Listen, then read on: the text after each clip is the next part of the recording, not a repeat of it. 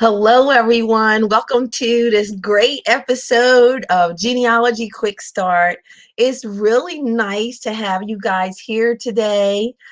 We have wonderful guests, and we have our regulars who are also quite wonderful. But today we're going to tackle that thing that challenged genealogists across the world: missing records. What do you do when the record is not available? What do you do? Who do you call? And it's not Ghostbusters. So today, we have the pleasure of having a wonderful guest that I didn't tell him that I actually was trying to stalk him like many years ago. He did not know this, but when I found out about Michael Strauss, yes, Michael Strauss, the military expert, I said, I need to get to know this guy. So you guys are going to have the pleasure of also knowing him. Hello, Gary. Hello, Angela. Folks are joining. I definitely tell me where you are. Welcome, folks, to Genealogy Quick Start. Tell us where you are. Where are you watching from? Let us know. Where are you?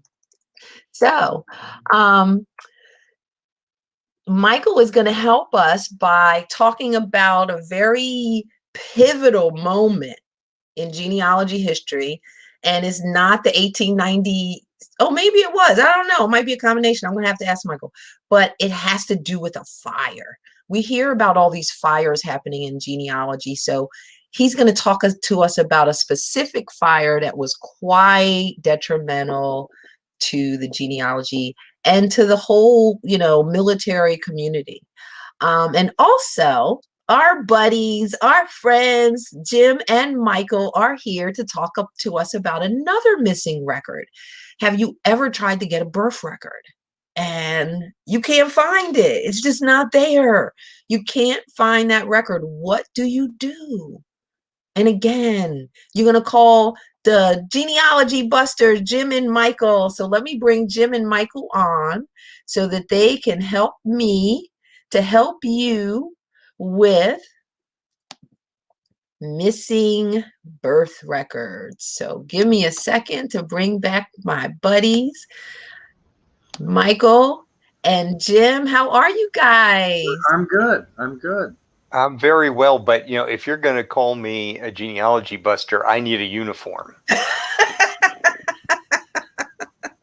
You need to get your headset to fit right first, then we'll go with it. You do need a uniform. We're going to have to design those uniforms. So let's so what have you guys been up to?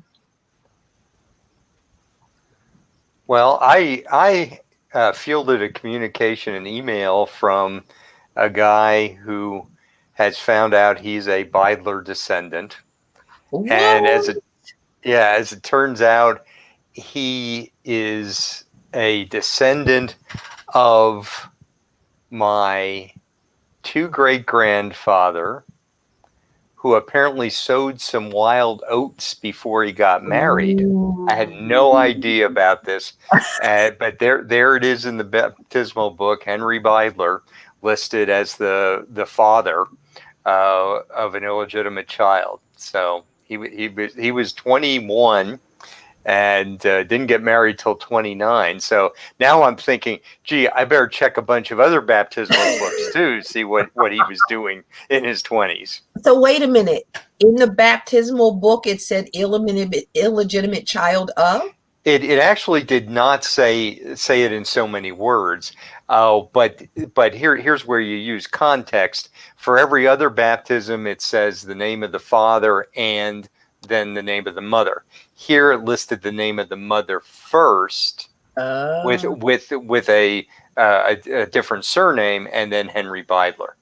So from that context, I'm making an inference here, as the person who sent it to me has, but I think it's a pretty logical inference, and we've got the right amount of DNA to be shared DNA to be third cousins. So. I thought That you is were a fascinating story. Go ahead. I thought Jim was going to say he found a descendant of his own that he didn't have. When he said he had a Beidler descendant, I just thought that was going to be a little different. Now that would have been a show. Different guy, whole different show. Yeah, I found a guy. Well, we're talking about what's happening really quickly. I worked on my Canadian people that I haven't worked on in years, and I just kind of suspected they were loyalists, but I found out one guy was a loyalist.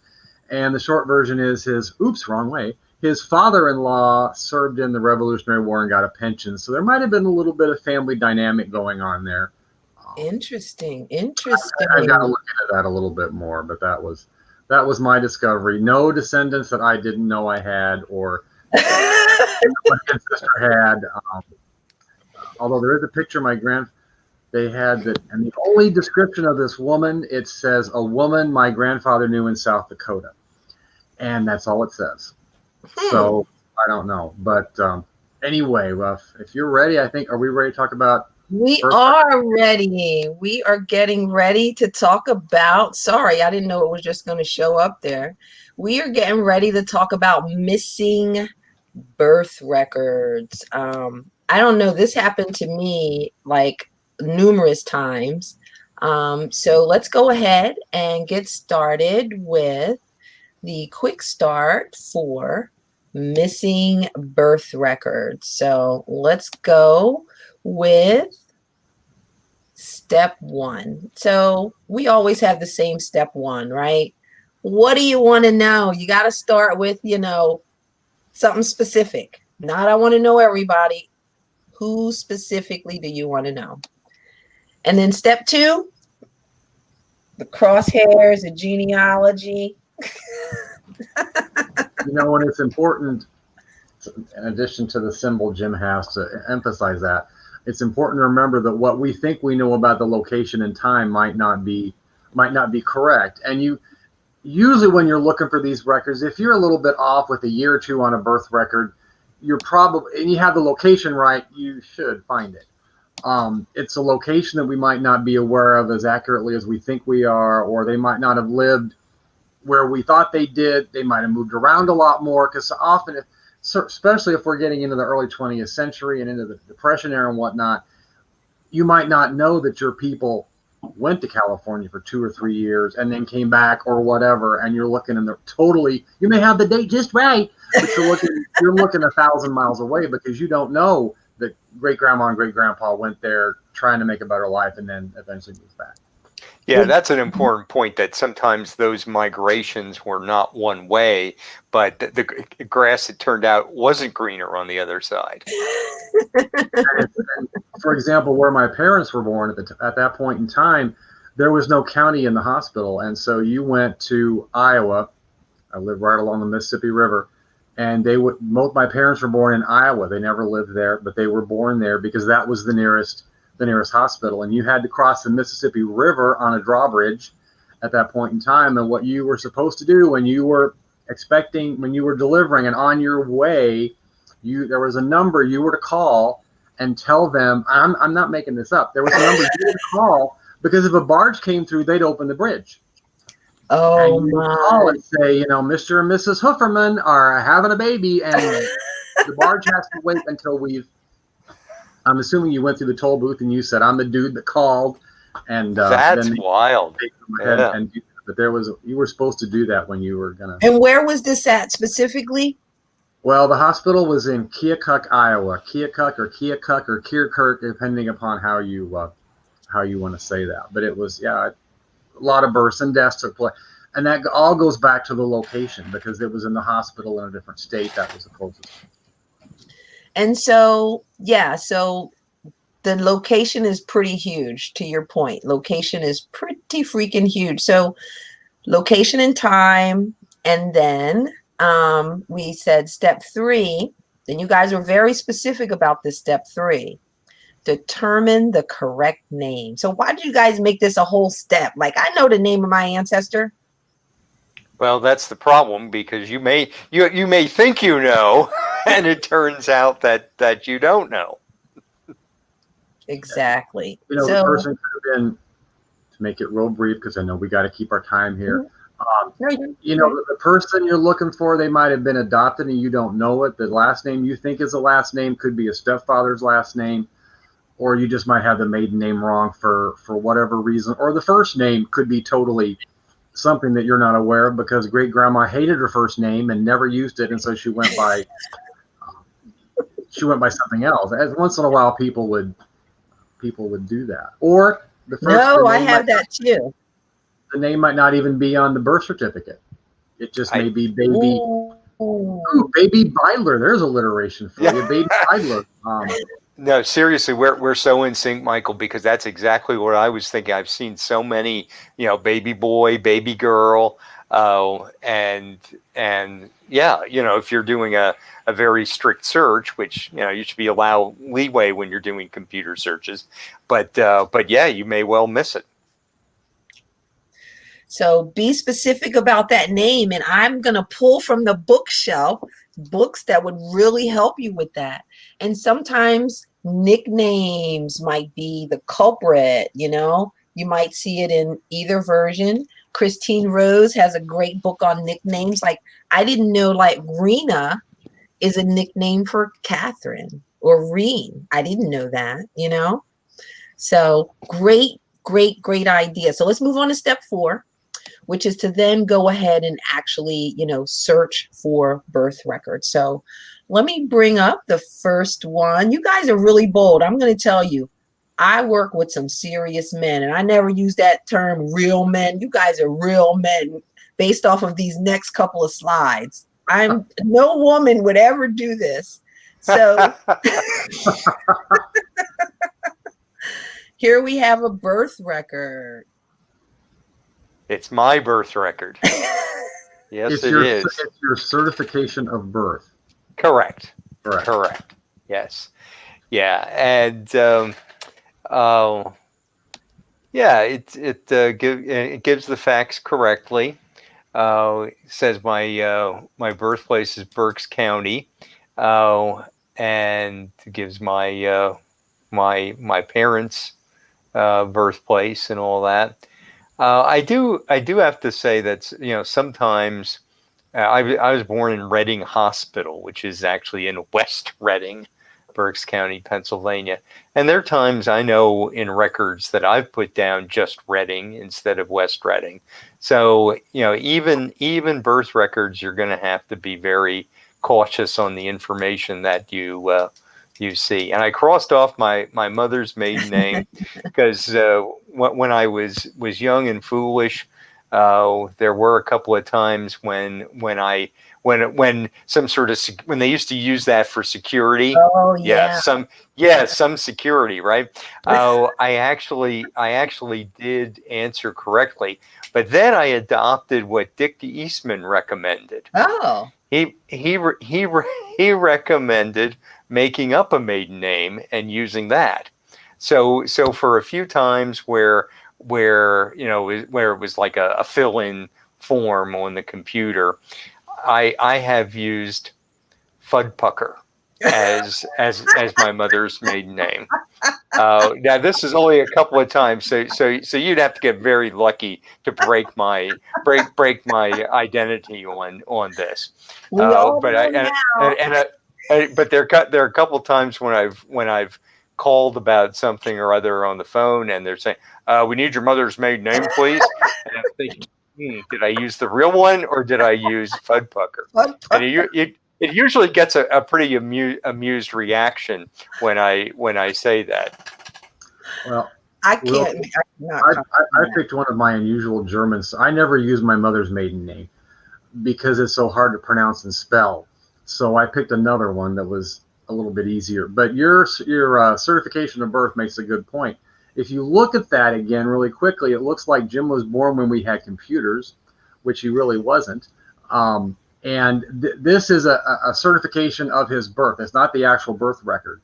And when you're requesting a birth record, you want to, if at all possible, you want to get a legitimate copy of the actual record, because this is a typed up transcription of it. Yeah. And if the original is difficult to read or whatever, you want to see what it originally was written as, not what some clerk thought it thought it All said. right. We are going down a hole, and I could go down a hole with you. I have a story about that, but we're not going to. Okay. But you're right. You have to get the full one because there's more information on there. And they actually told me that they had to call the state in order for me to get that copy. I said, I'll wait right here. Yeah. And they went and got it. All right. Well, So, and in Pennsylvania, actually, if you don't request the quote unquote long form, they'll send you a short form that doesn't even have your parents' names on it. It just says you were hatched in Reading or West Reading. Yeah. Genealogy rabbit hole. All right, you guys didn't have a birth register, but I love to show my ancestors' birth register. And this is an example that from Barber County, Alabama.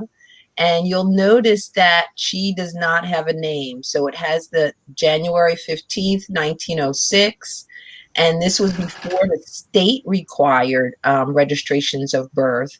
And so this is actually a county birth register. Alabama was 1908. And the only way that I know this is her is because here are her parents, Pearl, African-American, Henry, also African-American. And also, when you look at all of the children, she was the only one that was born in 1906. So that's how I know that this is her. And so you want to definitely take advantage of county birth registers. And even if they have certificates, there may be registers too. And again, a lot of these things that we're talking about, state statute determines these things. And because of that, what's true at one state in one point in time may be different somewhere else. And you want to get as many of these if they have certificates in the registers and what have you, you want to get all those because one may have more information on it or one may be more legible than the other. Exactly. And you want to also make sure you get them for all the siblings too, because each one of those of aunt and uncle, great aunt and uncle, whatever, may have more information on some than are on others. Yep, that's a great point. Get it for everyone. Sometimes we kind of just focus too much on our direct ancestor and we just miss the ball game. Collateral research is very helpful. This is a picture of this is as big as a credit card. And this was a certification, a birth card that apparently was given to my parents because it was issued about a month after I was born. But it was found in my parents' things after they passed away. And it's similar to, it's a certification of birth, but it's not the big piece of paper that we normally get. There's a raised seal on it that's kind of, it's not in the picture, but the seal is kind of faint where they, used to note the seal to stamp it. But apparently this served a similar purpose, and this may be something that you've got at home that's tucked. If we're talking about family items that you might have tucked in a Bible, tucked in wherever Grandma put things, and you actually are younger than Jim. It looks like I can't. I am younger than Jim. I think I didn't cut it off quite that close, but she trimmed it a little bit more for the illustration there. This is a delayed birth certificate. If we're talking about people that are a little bit older than Jim and the rest of us, they might have, when they went to get a social security number, this got to be a problem for people born like the gal here in the 1890s and earlier, sometimes later. It just kind of depends on where they were born and what records were kept. But apparently when Agnes, I'm guessing in 54, if you see the date there by where it says delayed birth certificate, she probably needed a proof of birth to get a social security number, and she didn't have a birth certificate. So she filled this out herself or had someone fill it out for her. It gives a lot of the same information that would be on the certificate. She signed it, but if we go and in front of a deputy or a notary there or somebody, and on the neck, this is what's really neat, because not only is there the birth information on there, but there's not the copies of the records she used, but there's a brief information from the records she used to validate her birth date. It references her marriage license. In this case, it references an insurance policy that has her birth date on it. You might find they might bring in a baptism, whatever they could find to prove their birth date. I love seeing the husband on the birth certificate. No, that's her insurance policy. Item 2. That's from her. I see where you're seeing that. but that's referencing item 2 above, which is a Prudential Insurance Company Gotcha. policy from a little bit later. But ideally, they would find the oldest things they had that had something about their birth date on it and bring that in. Sometimes you'll see where if the parent was still alive, they drag mother in there and she would say whatever. But in this case, the parents were dead, so they had to use what they could find. So one of our someone mentioned that they also delayed birth certificate for people going into the Army. That could be possible too. And the one thing to remember about delayed records is sometimes they're stuck in with the originals from that time period, and sometimes they're in a separate set of books or record volumes entirely. Just depends on the location and the clerk. Yep. They didn't always stick them back. Well, you were born in 94. We're going to stick this back in the ones from 1894. They might have a whole separate series of those. It just depends on the clerk. See, Davis said something interesting. She said that the name family gave was changed and registered different by midwife and clerk. So that's why it's important to try to collect every piece of evidence, right? Absolutely. And it's not an example, but my grandfather's birth record, it looks like your register basically, but it's a bigger, and it's got half a page for one person. It looks like it's been written on 3 different times because the ink is significantly different. There's the faded ink from 1903, and there's ink that looks like 1950s era ink. And if you've done a lot of work in records, you may know what I'm kind of talking about, but it looked later than 1903 era, where somebody's written in his first name and his middle name. And that's why if you can get a color copy of something, you're better off, because in a color copy, you'll notice those things that you won't notice on a black and white copy. Exactly. That's a good point. With the black and white, I can't really see the difference. The handwriting is a little different, but when you see it in color, then it really jumps out at you that somebody else wrote that first name in there. Yep. So in addition to what we would call real birth records, there are birth record substitutes that are not necessarily official records of the birth, but may give birth information that is useful. And one thing that used to be a staple in newspapers were birth announcements. They would get them from the hospitals and print them. Holy HIPAA! You'd never see that in newspapers today.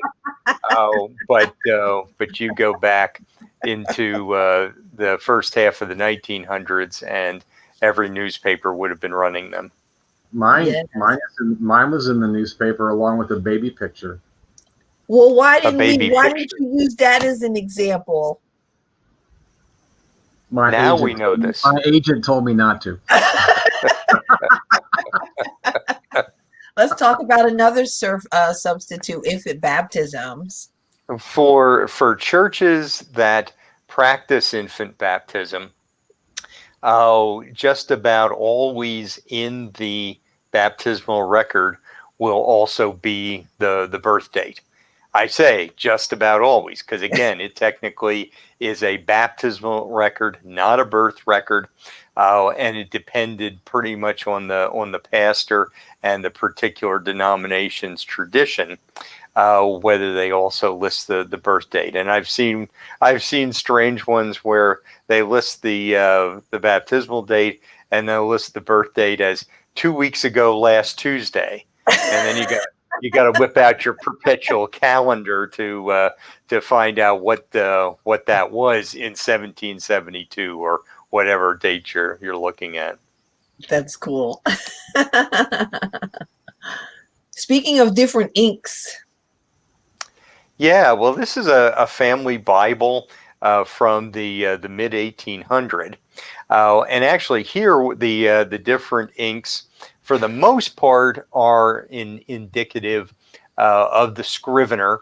On the left-hand page, the middle of it, after the scrivener had completed his work, they did add the death of the mother, who died in childbirth of the last child. But for the most part, this was done And then when we get to now, it's I sent you the wrong private certificate that doesn't go quite as well as this, because the same scrivener did then these children's private certificates of baptism. This one is of the father. This was some other scrivener. The father was born in in 1832, and this is a good representation of what the Pennsylvania Germans called Traktur, specifically a Taufscheine, which means certificate of baptism. Was that from the church? Was that, because I've got those from the church? Was that from the church? Later, usually only later. Now, of course, I'm sure it depends on the particular area, but in this time period, they were being done for families as a private thing. There were some pastors early who kind of did it for side income, but still, it was a private thing. But for later generations in this family, I've seen ones that obviously, they were pretty much mass produced. This one's hand colored. Well, the later ones, they didn't really add the colors. It was printed and then just infilled with the particular information. And that might have been a keepsake from the church.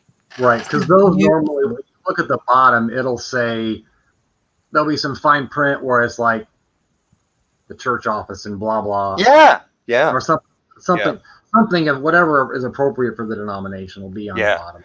Yeah, it's interesting, the evolution, because in this particular family, I have 5 consecutive generations of baptismal certificates. Those are amazing. And I run across them in the weirdest place. Like, one place I find them is like on the Library of Congress website, and I have no idea why they're there. And I think I found them on like the National Archives website. I have no idea why they're there. For the National Archives, I can tell you that some of the guys applying for Revolutionary War pensions to give a proof of birth, they send in their private certificate. Yeah, I've got one, and that's a good wrap up and a good tie into your next segment. Is that in pensions, Revolutionary all the way through Civil War, that can be another place to get birth certifications. Maybe a copy, and you didn't know where they were born, but they had a copy sent from the county, or they might have torn out, as one of mine did for the Revolution, torn out the pages in the Bible and submitted those. I've got one where they turned in a copy of the 1860 census transcription. This was in 1900, so they had to go and get a copy of that, which probably was a trip at that point in time. So military pensions, if the widow had to try to qualify for one, you may find some documentation of births in those as well. So let's look at some, looks like it's hot and rainy in Florida. Sorry, Karen. But someone said, C. Davis said English misspelled French names in Louisiana Purchase area. So there was issue with names. She also, Nadine said Polish names can be a challenge with spelling.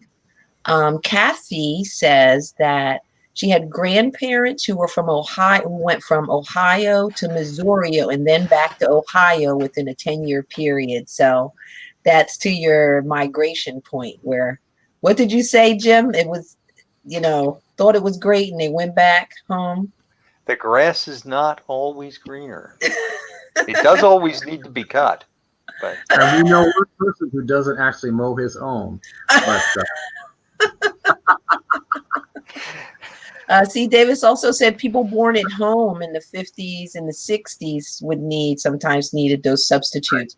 So there's so many different reasons why you would have those. So fantastic. Was that the last one? Wait, is there more?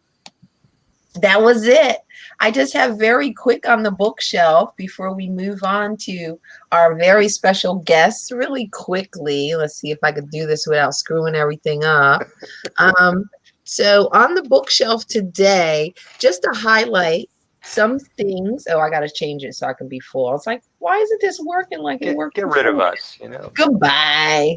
See you when I see you. Hold on. I'm going to do this right so it'll be better.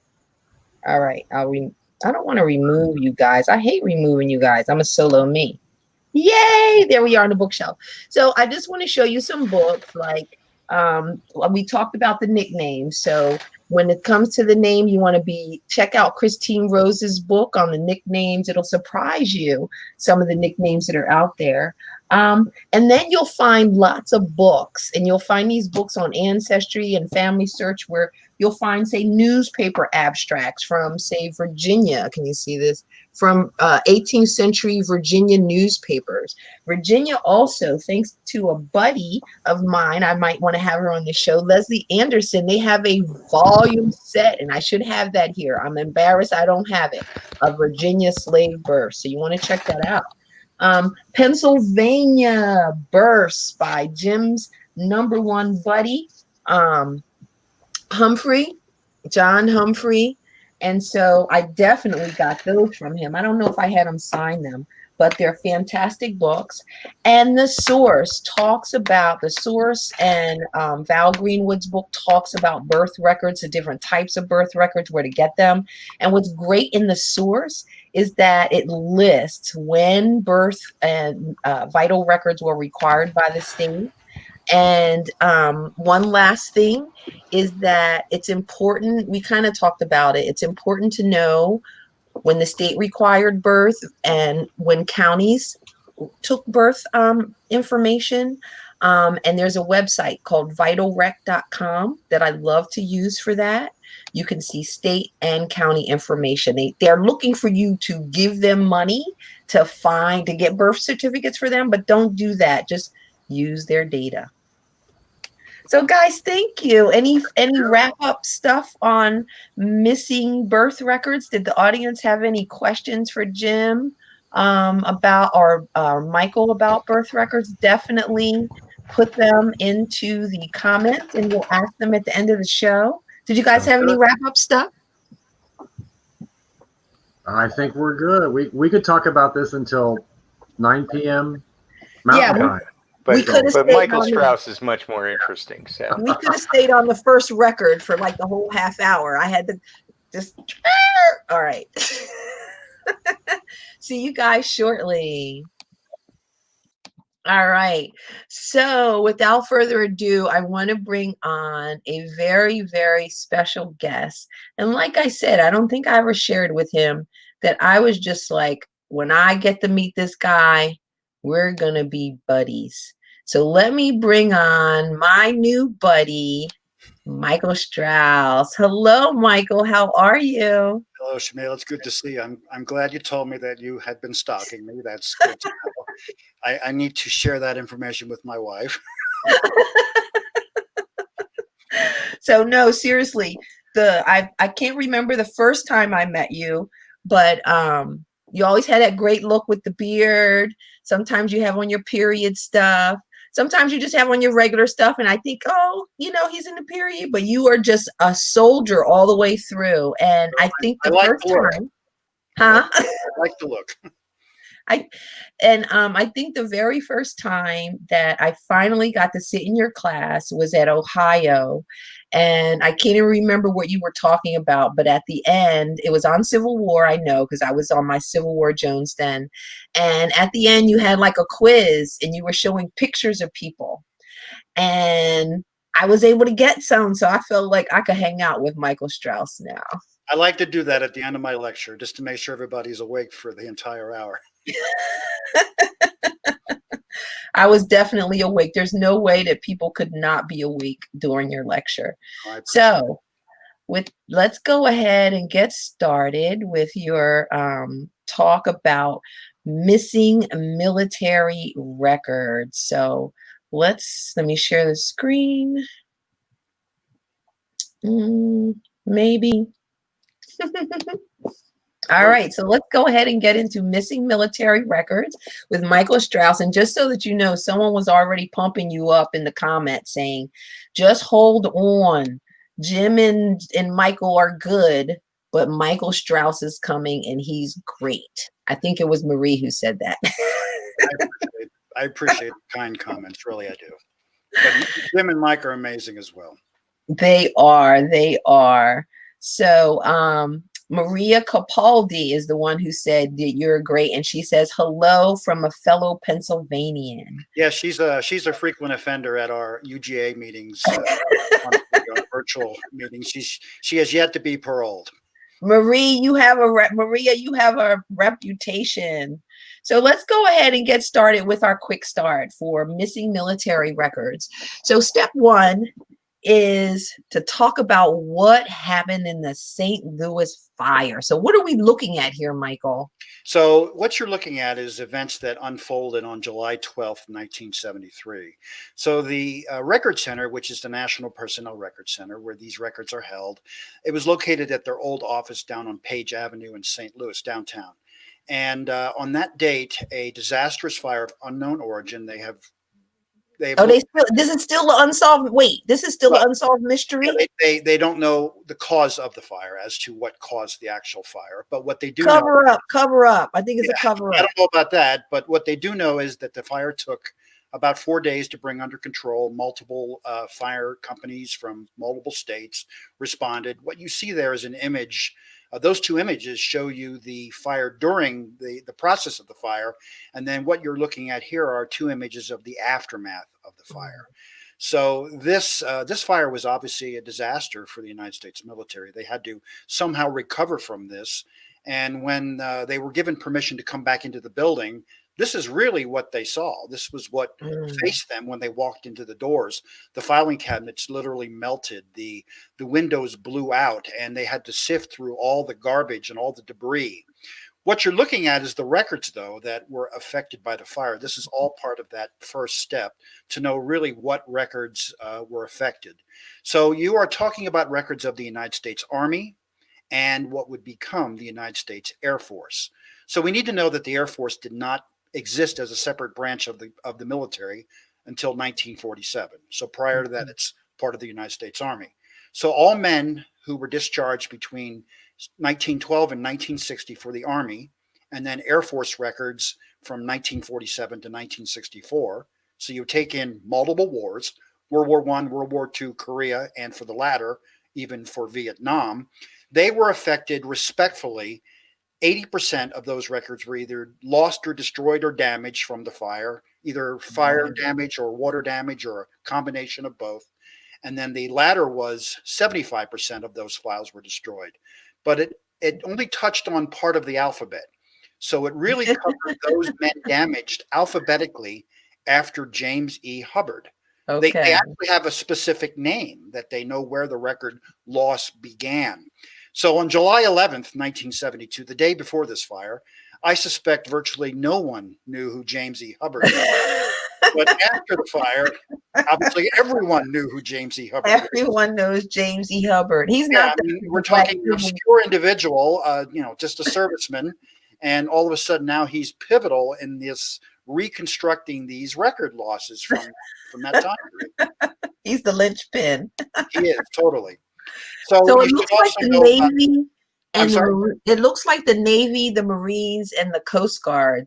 Those records are all fine. Like there's no loss there. Yeah, they were unaffected by the fire, so it really covers the Army and then what would become the Air Force. That is correct. Okay. So,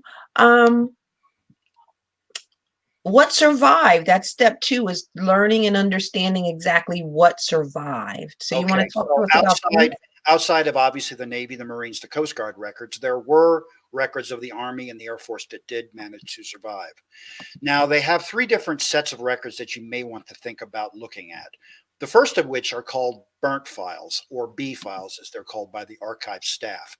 These are, as the name implies, they are files that were burnt from the fire, still readable in some part, and the archives needs additional time to allow for their staff to go through and basically get it ready for the patron to be able to view at their office on site. So you can actually view that record and see the record and see the actual burn damages yourself. You can physically see the damage. I mean, it's pretty apparent. The second type of file would be the reconstructed file, or what's considered to be an R file. These R files, as the name implies, were reconstructed after the events in 1973. So I want you to think about it maybe in a little different light. So veterans of the military were asked after this fire, were actually communicated with and asked to resubmit copies of their paperwork. So maybe a copy of their discharge or some other personal documents that they may have had in their own personal possession, something that they would have been given at the time they were discharged from the service. They were asked to simply resend them into the military, and now the military would have a reconstructed file to be able to put together at least something of that person's life. And those were the two basic types. The third that you had on your list, which is the example I'm going to share with you, is what's called an auxiliary file. What you need to know about an auxiliary file is they're essentially a final payroll record. Obviously, every soldier was paid. And I always like to use the term, and it's not something I made up. I've heard other genealogists say this. Always follow the money. I know it's cliche, but follow the money, and if you do, you'll know that soldiers were paid for their service time, and because of that, you have a payroll record. So if you go into the archives and you visit there, you have an appointment to go in to see the records, and they tell you the file's gone, there's nothing left, there's no burnt file, there's no reconstructed file. At the very least, you'll walk out with an auxiliary file. So the example I have here is one of my relatives, Frederick Bender. You can see him in his World War I uniform, wearing he's actually quite a handsome young man. Yes, he's hot. I meant to tell you, he's pretty hot. He's hot. Well, I appreciate that. I'm nothing as good looking as him, so. But we'll go with what you said. And his final payroll record was signed, of course, by his company commander as they paid him his final salary. And it included a lot of good information that it's helpful to us as genealogists. So not only does it give us his name, it gives us his military unit, his rank, his service number. These are going to be important. If you have a service number for an individual, it's like their unique number that's unique to them. That's something you might want to write down. Just something good to have. So once you have that service number, you should write it down because it'll help you to discern other records, right? Absolutely. The service number is critical. Think about it along the lines of your own Social Security number. Okay. And it was so important to the military that by 1969, the Army had crossed over to Social Security numbers. And the other branches followed. The Army and the Air Force went first, the Navy and the Marine Corps in 72. And my branch of service, which was the Coast Guard, we crossed over in 1974. Okay. So when I was in, it was my Social Security number. I did not use my service number. Interesting. Good to know. All these little tidbits, Michael. Let's talk about draft registration cards. They're pretty, people are some familiar with this. I love the picture too. Yeah, I do too. This is my great grandparents, along with my my great grandfather, great grandmother, and a couple of their kids. And as I recall, it's a sibling in the back of my great grandfather. Anyway, this step kind of focuses more or less on records that you could search online. Now, this is not a pure, true military record. This is obviously a civilian record, but it was run through the Provost Marshal General Office, or the PMGO. And you should also be thinking about looking at these records during war periods for the obvious reason men who would have wound their way in the military should have, if they were not in the regular military at the time, should have a draft registration card. There are 4 draft registrations that we concern ourselves with for the 20th century. So World War I, World War II, Korea, and Vietnam, all of which were immediately preceded by a Selective Service Act. So 1917, 1940, 1948, 1967, all Selective Service Acts. This is the World War I draft card for that act of 1917 for my great-grandfather. The front and the back of his card, showing you detailed information about him, a little bit of his personal genealogy information. My great-grandfather never went into the Army. He was classified as 3A when he was classified with the draft. His occupation, which is right there, you see it, he worked for Bethlehem Steel. His occupation was vital to the war effort. Now, he was a keg worker. He made barrels, a cooper, in other words. But they considered his occupation to be vital to the war effort. And because of that, he was exempt from military service. Very interesting.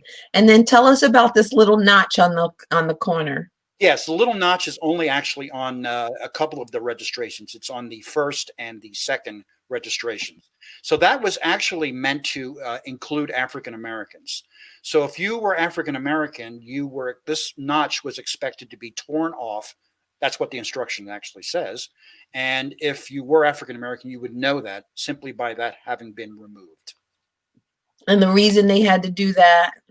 Well, one of the reasons they had to do is one, they obviously had to have a listing of those men that were eligible for service, but they also wanted to classify these men because at that time the military was still segregated. Segregation. You had no desegregation of the military until Harry Truman in 1948. 1948. Okay. And so this is World War II. Yeah, I showed World War I first, so we'll be looking at a World War II one as well. All right. And I like the signatures. That helps if you have an ancestor name like John Smith. All right, and this is the back. I don't actually see it. Oh, you do? Oh, I'm sorry. Thanks for reminding me. I'm just enjoying myself over here. There we go. So I actually chose the World War I and World War II draft card for my great-grandfather, the same man. I purposely chose the same individual for both wars because he is listed here as what's part of the old war, or I should say the old man's draft. This was men between 45 and 64. Clearly, these men were not going to be called up, but the government still required these men to register. So the First World War had 3 separate registrations and a supplement, and the Second World War had 7 registration periods. So this was the old man's draft card for Ellis Keller. If you compared the two, though, he had the right day and month of his birth date, but he had the wrong year between the two of them. Oh my goodness. Yeah, this one he says he was born in 1896. In World War I, he had indicated he was born in 1895. Okay. That was interesting that we got a conflict of data, but it's the same man filling out the card at the draft board, physically filling it out and walking out after having filled that card out. And you see, of course, the front and back of the cards as well. So part of step 3 would also include other records that would be found online. This is a great example of one that I am kind of really personally connected to. Not a relative, but one that I acquired a uniform for. So if you were to, you could show a picture. Yeah, let me show you the uniform. Then we go back to it. So, wrong side. So behind me over here is the original World War I uniform that I bought online. I bought that on eBay in the summer of 2018. And I made it a point to find a living descendant. I wanted to find a living descendant. And I found a living daughter, and she was almost 90 years old. And we had such a great conversation together. And at the end of our time, she said, "Do you want pictures of my dad?" Which she had showed me. And she confirmed the uniform was right. Everything was confirmed. And the picture you just had of him up, which you could probably bring it up again, that was one of the pictures that she gave me. And I fully expected her just to hand me copies. She said for me to have the originals. And I gave her my word. I promised her that I would never resell that uniform. That uniform is with me for the remainder of my days. If nobody in my family wants it, then it's going to a museum. When I retire, I want to see that memory continued. So what you're looking at here is this soldier, Gandolfo Scarnisi, who was in the 55th U.S. Infantry. He's a draftee. This is his record showing the troopship manifest. So he had to go to Europe to fight with the AEF in France, and he had to come back. There are 2 ship manifest lists for him, and it includes a lot of great genealogy information. That's amazing. Besides his name, you get his service number and all sorts of other great details. Besides those records that you have shared visual images of, there are, of course, World War II enlistment records. Those are on Ancestry and Family Search. There should be links here, I'm guessing, that you're going to put in the show notes, I'm guessing. Well, I'm guessing. I don't know. We're just pointing them so they can go to Family Search, Ancestry. That's fine, too. That works good. There is also a collection of Veterans Administration claim cards. You're going to get to see one a little bit later, but those are really absolutely amazing. And then there are a couple other records that you might want to think about, including missing aircrew reports and the submarine war. So all of that is basically saying that there's a decent amount of stuff online. that Absolutely. people, and they're like bits and pieces. Like you're not going to necessarily get the full thing, but you can get bits and pieces based off of different scraps around online between Absolutely. Ancestry, Family Search, and Fold3. Right. I used all three of them. So I didn't want to have it top heavy for one online company. I Yeah. wanted to show that they're varied records with multiple places on. So even with a fire, there's hope, right, Michael? What we're saying here, there's hope. There's always a way to reconstruct what was lost. All right, let's move on to requesting records from NARA. That's what people are really, really interested in. Right. So that step would involve actually requesting records that you can't find online. So there is my father. That is my dad, Larry Strauss.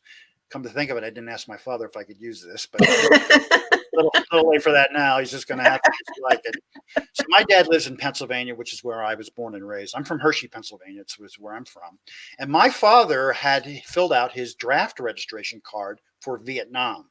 So this is what he looked like in 1963 at the same year he graduated. This is his graduation picture. And he filled out the front and back of his draft card. And those records you cannot access online. I could not go on Fold3 or onto Ancestry and expect to find my father's Vietnam War era draft card. I would have to request that directly from NARA. They have a website that you can pull out a PDF copy to request those Selective Service Act draft registration cards for Vietnam and Korea. It's a form that says anyone born before 1960. And that's the form you need. And so like if I wanted to get like my stepfather's, can I order that, or do I have to be like his birth child, or do you have to be a direct descendant? No, there are no restrictions on the draft cards for Vietnam and for Korea, for all the wars actually. No restrictions whatsoever. The only restriction you have to worry about with military records is what the military terms as the 62-year rule. So all personnel discharged today's date, so September 10th, today's date, 62 years ago. So in 1958, September 10th, anyone separated from the military before that date is considered public record, completely archival, no restrictions. After that date, obviously we're taking in only Vietnam. Okay. There are restrictions to the personnel files. And you have immediate family. Okay. Lots of good stuff here, Michael. This is another one. Oh, you can't see it. And I'm going to show it to you. I'm going to show you. There you go. Okay. So this is actually, I'm glad you brought it up here and you didn't show it a little earlier. So this actually takes in part of step 3, but it also has you doing step 4 as well. So this is kind of a multi-step. So in step 3, this is where you would find it online. So the Veterans Administration cards through 1940, which take in World War I era veterans and really old men who had served from even the Civil War and from the Spanish-American War and the Philippine Insurrection and the Boxer Rebellion, if they were really elderly, they have their records. Some of them are actually in St. Louis. They're not in Washington, D.C., because there was a break in the years where they transferred those records and accessioned them rather than to the archives in Washington. They were sent to St. Louis instead. You're looking at Scarnisi's, Gandolfo Scarnisi's World War I pension index card. They were called claim files. But if I want to see the actual file itself, all I can look at online is the index card. If I want the full file, I have to request it from St. Louis, from the National Personnel Record Center. And there's a form that you have to fill out. They have it on their website. It's really easy to navigate. Is it a digital form that you fill out, or is it one? Oh, absolutely. Absolutely. Okay. It's a total digital form. Okay. How about a morning report? Another set of records that you might want to consider looking at that I think a lot of people overlook are what are called morning reports. Now, as the name implies, these were done every morning. So these are reports that were done by the company at the company level. So this is one of my great uncles. His name was Zerby Howard. Love the name Zerby. Kind of an odd name. His middle name was actually even more strange. His middle name was actually Hare, like the rabbit. Irby Hare. Yeah, that was Hare Howard. Howard. That was his full Christian name. I actually knew him. He died in 1975, and I started doing genealogy in 1977 when I was 12 years old. I wish he would have lived a few years longer, and I would have been interested in family history. But whenever I visited him, he was really weird. I mean, kind of smelled funny. I mean, but we won't go there. But I was a 12-year-old. I was a 10-year-old kid. He was strange. What do you want me to tell you? But these morning reports are really amazing. They tell you about what happened in the daily basis of a military unit. All you have to know is the unit. These are something you must order, and you must have these looked at on site at the Personnel Record Center. Unfortunately, there is no mail service for this. So how you get these is you need to get there in person or hire a researcher to do it for you. But these records are amazing. For an example, if you have someone that you want to know something about, they put their name in these records. You get your name in these records because it's an exception-based report. Something outside of the routine had to have happened. You were promoted, you were demoted, you were killed, you were wounded, you were captured, you were hospitalized, you were transferred. All of these records, this is a World War I morning report, listing each day of that month where the unit was at, and those numbers you see there are specific to military soldiers in that company and regiment. So if you look at the very first one, where it says the 1st of January, 1919, Private Chapman, you have a service number afterwards, and it says he's transferred to the hospital per General Order 111 of the American Expeditionary Forces. I know the man was sent to the hospital, but I don't know the particulars. That's where I would look at his service file or medical records, and I would request those from the archives. Those are amazing. But it does reconstruct a day-to-day activity of your ancestor, what they were doing. If it doesn't mention them by name, you sure as heck will know what their unit was doing. That's amazing, Michael. Lots of great information. I want to put up the quick start as we went through it because I think it'll be really helpful because, you know, this was a mystery to me. And now I feel like I kind of have a little bit of a grasp of what's going on in St. Louis. So when it comes to missing military records, this is Michael's quick start. First, understand what happened. He already told you what happened, you know, fire, fire, fire. And then it's important to understand what actually survived, what is actually available for you to view. And then he provided a nice list of things that are available online for you to kind of take advantage of the different crumbs or patchwork of different records that can help you to kind of recreate the records that were burned. And then after you've searched online and found everything that you could, you looked at every single thing that Michael suggested, then you want to go ahead and request records from St. Louis. And you can do that all online.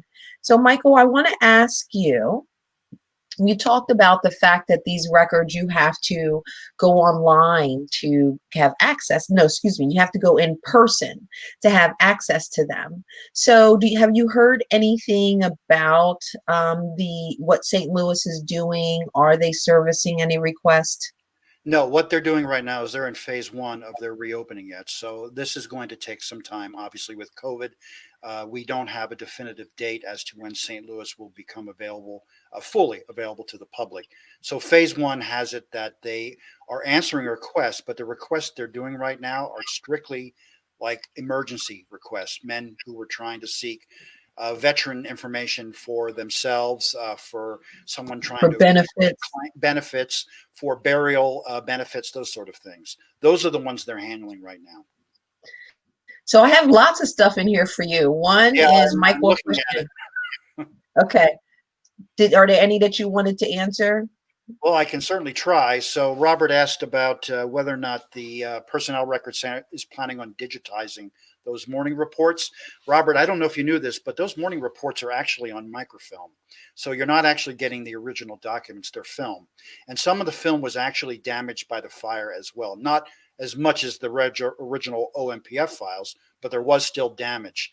They have not come out publicly and said that they were going to be doing that as of any particular point, but it would behoove them to eventually digitize those because they really are a set of records that's underused. So Nancy said she had a great luck with the Wisconsin Veterans County Office for copies of records from World War I for Army and Navy. Annette says that Michael was awesome, exclamation point. Maria agrees that your ancestor is quite handsome. Which one? You know which one.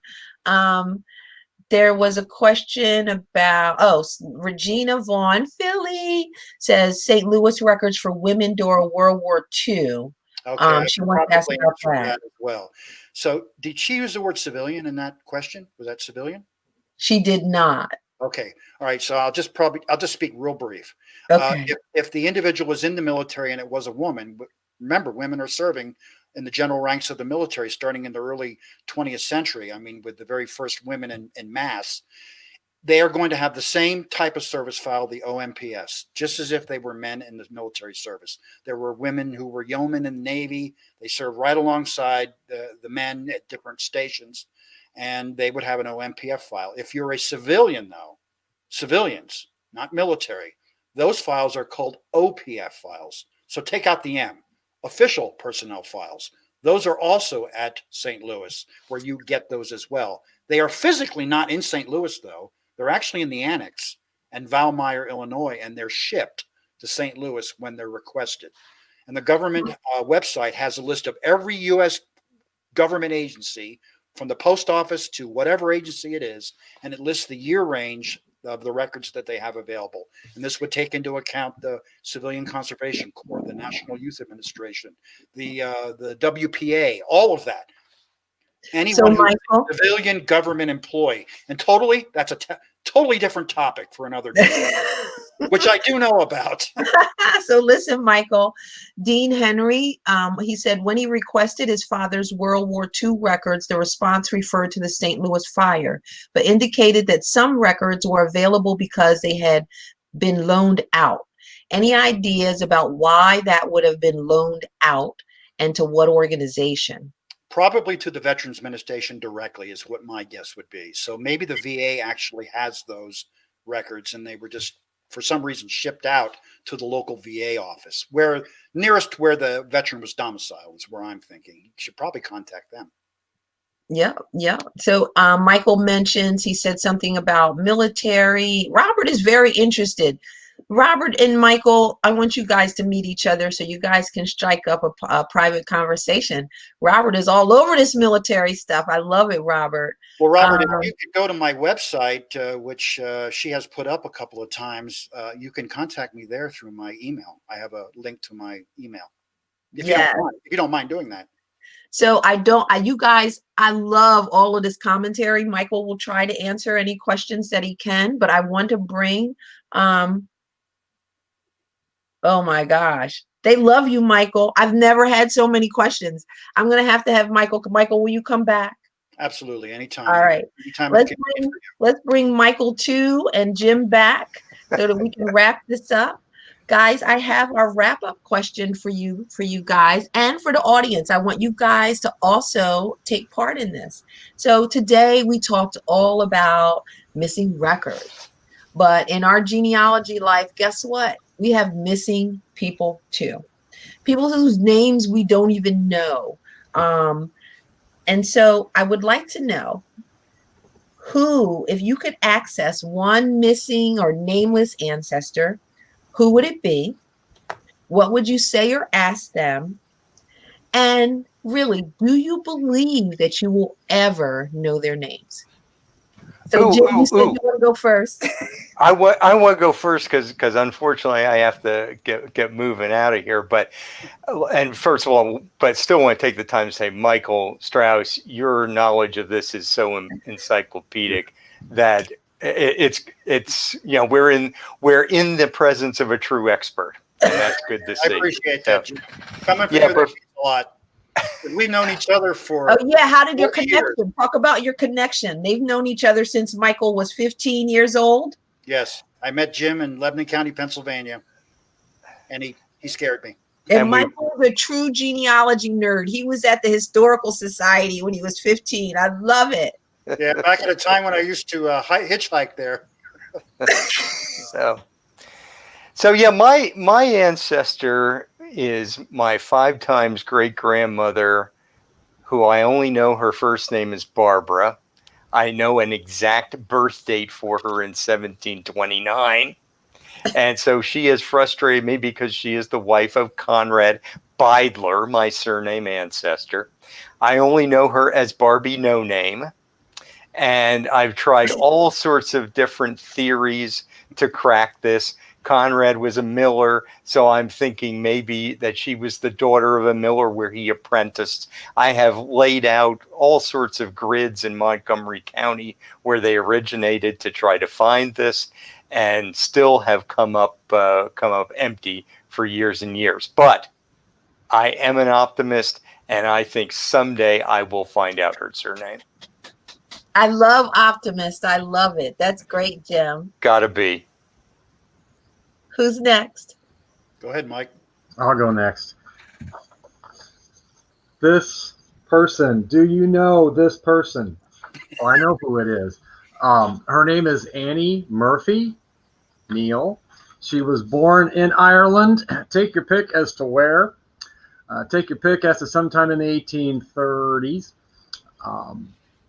She married in New Brunswick. She was an immigrant. Don't know if she came by herself or with family. She married in New Brunswick, came to Illinois, had eight or nine, I forget just how many children, but she had a lot of kids. And the one piece of advice I would give, I'd like to know where she was born and where she was from and all that good stuff. The one piece of advice I would like to give her, because I think that was in our question. I don't know. I'm dreaming. Yeah, what would you like to say or ask? I didn't know we were giving our ancestors. I'm going to give her some advice because she died in her 40s, early 50s, because she stepped on a snake and she eventually died as a result of a snake bite. So I would like to tell her to watch out for snakes so that she would live longer and have a better death record, and maybe it would have given where she was from. Because she died before Illinois kept good death records. She lived, 70 or 80, there'd be more information on that piece of paper. So watch out for snakes. That's what I do. Great advice. So, Michael. All right. So I thought about this, and I didn't want to kind of keep to your strict definition of the unknown.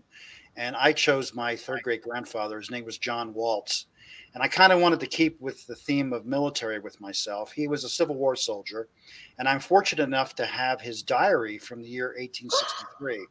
So I have the entire year diary from January 1 to December 31st, 1863. Wrote something every day, even if it was pretty meaningless. I mean, he wrote about the weather, and that was it in some days. But the missing part to me is he served 3 years. So is there 2 years of his diary that were destroyed? Did he not write the diary? Certainly, what would I ask him? If you wrote the diary, where the heck is it? Because I'd sure as heck like to see it. His regiment was involved in some of the heaviest fighting in 1862 and even through half of 1864 before he was discharged. And do I believe he was too busy trying to stay alive? Well, and that may be the case. Maybe he had more important things to do that day or that year. I don't know. But do I believe I will find it? Well, I don't know if I'll necessarily find it, but I could certainly use my own steps, and I can reconstruct some of those details about his military service. So I might be able to answer my own question. That's pretty cool. So this one was hard for me because I have a recent missing name person, but if I could just pick one,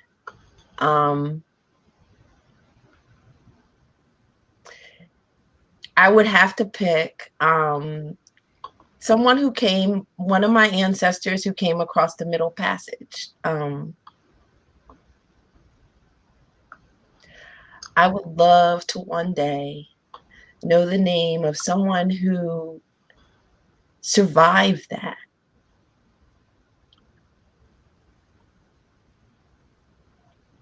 Because I don't think it's something, that I could have done. I mean,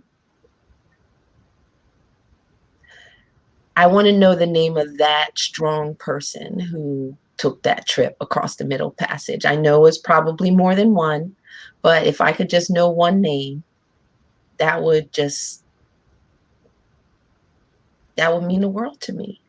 So that I could thank them. I would want to say thank you for surviving, because they could have jumped. I mean, a lot of people jumped. A lot of people killed themselves. But they stayed alive, and they made it through what they made it through so that I could be here with you today. And do I believe? I have to believe that one day I will know a name. It's not the only reason I do genealogy, because there's so much in between there. But if I could one day know a name, that would be boss. That would be awesome. So, audience, I would love to hear your ideas of who would you want? What is that missing person? I'm a believer. I don't know if you noticed that most of the questions that I'm asking are questions to put out to the universe. Because if you can ask it, if you can frame that question, I believe that takes you closer to actually coming up with an answer. So thank you, everyone, for taking part in this. And I enjoyed you, Michael and Michael. I'm left with two Michaels with beards. I think I'm missing a beard. Let me pretend I have a beard. That sounds like a personal issue. And you cut out when you were giving your emotional discussion of your answer to the question. I could not hear you guys for a couple of minutes. So if it looked like I was whatever, I was trying to fix the speaker, because you were talking and I'm like, I don't know if I muted you or the universe muted you or whatever. But, I could not hear you. So if I looked like I was, that was the reason why, because I might have been swearing in my head at that point. I appreciated your comments. It was just amazing. And to me, being a Latter-day Saint, I know that families will eventually be reconnected. I believe that. I believe whatever your belief in faith is. I think if you're doing genealogy, you know that your families will somehow be reconnected. No matter what that faith is. That's true. Guys, thank you so much. This was a great show. I really enjoyed you guys. Please leave comments, answer the question. I'd love to hear from you guys. What missing ancestor would you like to know? And have a great time, and good luck with those missing records. Thank you. Bye-bye.